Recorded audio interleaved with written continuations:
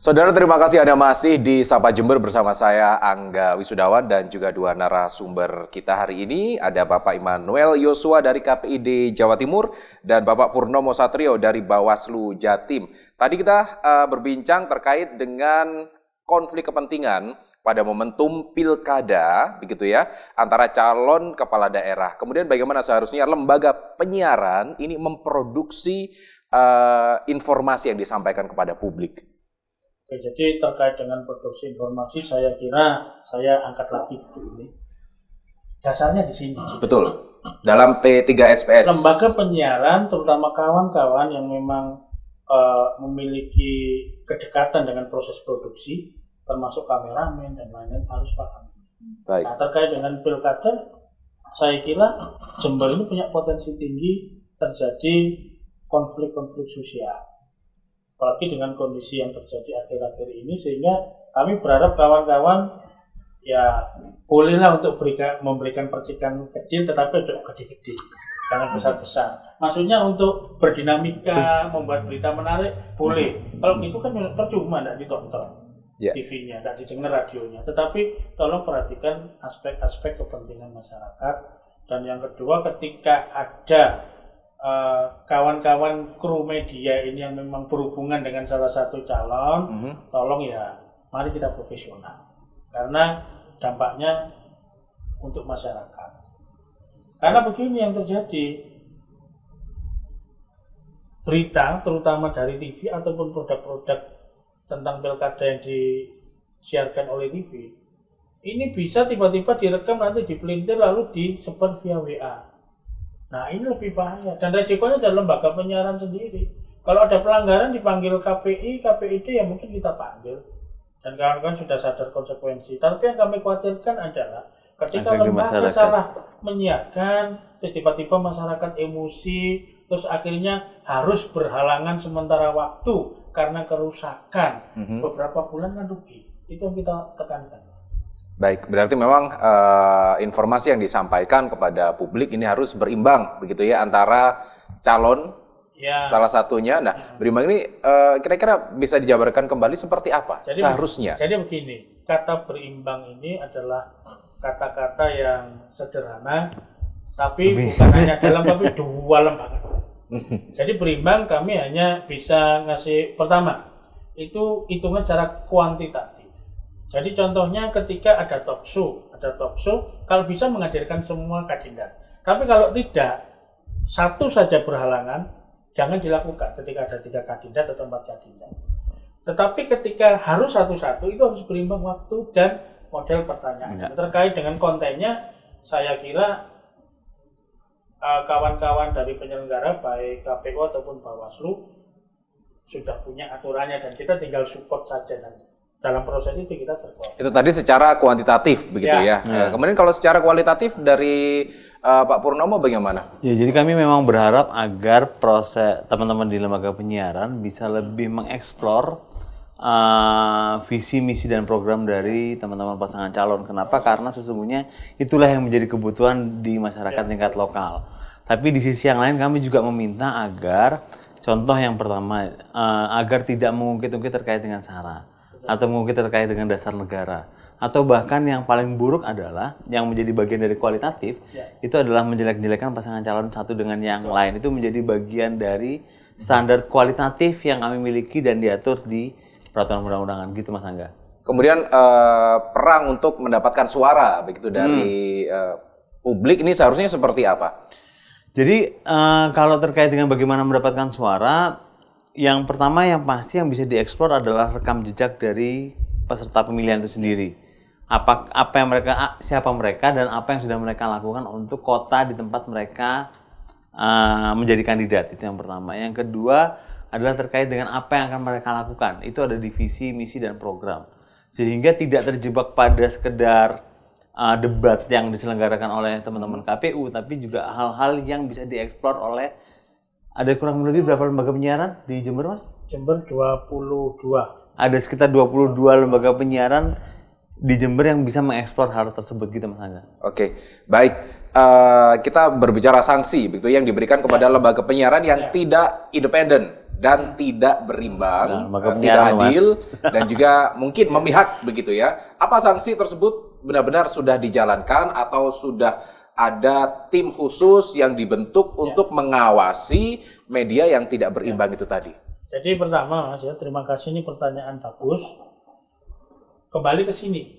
Di sini Baik. mengatur tentang sanksi, saya kira sanksinya sudah jelas dan itu kita sudah jalankan di Pilkada 2018 dan Pemilu 2019. Nah, terkait dengan ini khusus untuk Pilkada 2020 yang terjadi di berapa? 19 kabupaten kota. 19 kabupaten kota di Jawa Timur, kita lebih mengoptimalkan komitmen supporting system kita untuk kawan-kawan penyelenggara. Support system seperti apa Nah, ini? yang pertama kami akan membentuk relawan monitoring atau pemantau siaran pilkada di beberapa tempat. Oh, keren. Konsepnya volunteer, relawan begitu ya? Ya, volunteer relawan yang kita rekrut dan kita perlengkapi. Yang kedua, KPID ini kan pengawasan berjalan. Kayak kami ini kemana-mana mesti ada radio dan kadang kami bawa TV handphone untuk proses pengawasan itu. Nah, pilkada ini kami akan agak intens. Yang ketiga, kami akan melibatkan kawan-kawan yang sudah kami perlengkapi ketika magang praktek kerja lapangan di KPID. Dan di Jember ini sampai hari ini hitungan kami sudah lebih dari 30 anak mahasiswa yang sudah kita perlengkapi 2 bulan. Nanti ketika mereka turun ke beberapa kota termasuk Jember ini adalah fokus pengawasan kami. Oke, relawan ini kapan segera diresmikan? Kemungkinan menjelang tahapan yang penting di pilkada ini ya, mungkin 1-2 bulan ke depan. Dan selanjutnya kami juga akan melakukan sosialisasi kebijakan terbaru dari gugus tugas KPU Bawaslu di atas DRI dan KPI di pusat. Kami akan rakornas awal Maret itu akan digodok, dan selanjutnya kami juga akan memberikan pendampingan kepada kawan-kawan lembaga penyiaran, tentunya yang sudah berizin. Kalau enggak ya bukan kewenangan kami, urusannya lain. Nah, itu bentuknya yang pertama. Mungkin kami akan melakukan ya bahasa kerennya bimtek, tapi standarnya nggak tahu. Tapi kita upayakan. Dan yang kedua memang kita buka hotline untuk kita diskusi dan koordinasi. Oke, relawan, pemantau, garis miring monitoring siaran pilkada. Oke, baik. Dari Bawaslu sendiri, bagaimana menyikapi adanya tim khusus? Apakah mungkin akan turut serta atau bagaimana? Nah, menurut saya ini bagian dari eksekusi kebijakan kita di tingkat pusat ya Mas Jo ya. Karena di pusat kan ada gugus tugas, kemudian turun ke provinsi sampai ke level kabupaten kota. Nah, di level kabupaten kota bisa jadi teman-teman yang pilkada, kalau berdasarkan informasi dari Mas Jo tadi, tidak hanya sekedar gugus tugas, tapi juga langsung action ke monitoring dan tektoknya bisa langsung konkret Mas. Jadi apa yang bisa dilakukan oleh teman-teman KPU, apa yang bisa dilakukan oleh teman-teman KPI, apa yang bisa dilakukan oleh teman-teman dari Bawaslu. Dan menurut saya ini akan jadi barang yang bagus untuk pilkada tahun 2020 di Jawa Timur khususnya, karena saya tidak mendengar hal yang sama di provinsi yang lain. Jadi di provinsi yang lain memang bisa jadi sudah mulai ada percakapan terkait dengan gugus tugas dan tapi saya belum mendengar ada yang sekonkret dari usulan teman-teman KPI Jawa Timur tadi. Oke, berarti ini menarik sekali bahwa setiap pasangan calon dan juga media harus semakin berhati-hati untuk menyampaikan informasi begitu. Tapi jangan sampai teman-teman media atau di lembaga penyiaran menjadi merasa terbatasi. Karena sebenarnya apa yang tidak boleh itu kan apa yang sehari-hari kita lakukan ya Mas ya. Betul. Sehingga kalau dari kami sebagai gugus tugas malah berharap ada eksplorasi yang maksimal dilakukan saat pilkada. Karena pilkada itu hanya 5 tahun sekali dan kesempatan kedaulatan rakyat di daerah tersebut untuk ditunjukkan. Jadi mari kita sama-sama berpartisipasi. Oke, saat ini sudah mulai melakukan pembekalan terhadap para kandidat ini. Kandidat relawan. Jadi sementara kita pembekalan internal dulu dan kita sedang siapkan bagaimana mekanisme untuk sosialisasi ke kawan-kawan lembaga penyiaran.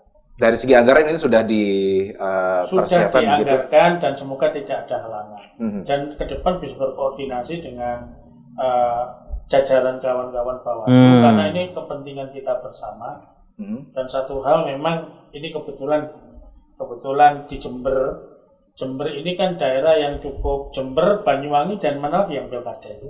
Situbondo. Situbondo ini adalah yang dari aspek siaran pilkada atau siaran pemilu, itu tingkat kerawanannya cukup tinggi bagi kami.